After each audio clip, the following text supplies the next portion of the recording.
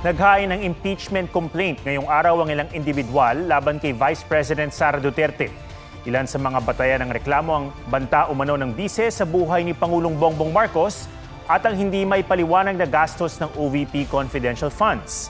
May report si Chino Gaston. Pirmado ng 16 na individual ang impeachment complaint laban kay Vice President Sara Duterte.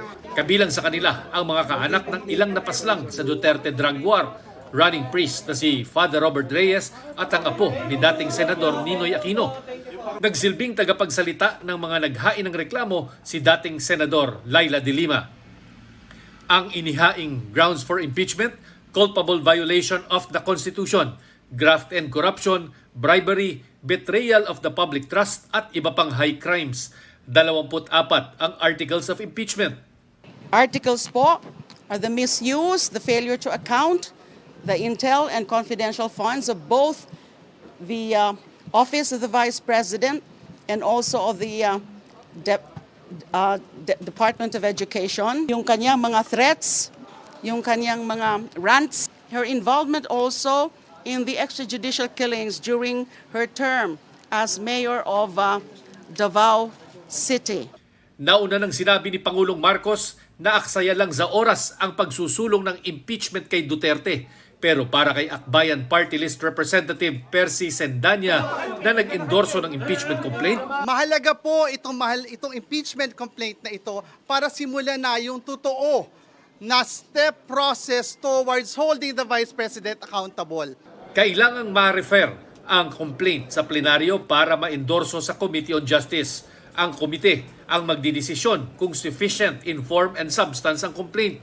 Yun nga lang, sa December 21 na ang last day ng session bago mag-Christmas break. We have 10 days to act on it. 10 session days. So pag pinail ngayon, kulang na. Titignan din ng legal staff ko, no? Kung may laman talaga. Nandun yung betrayal, public trust, mga ganyan. Yung mga basis for impeachment.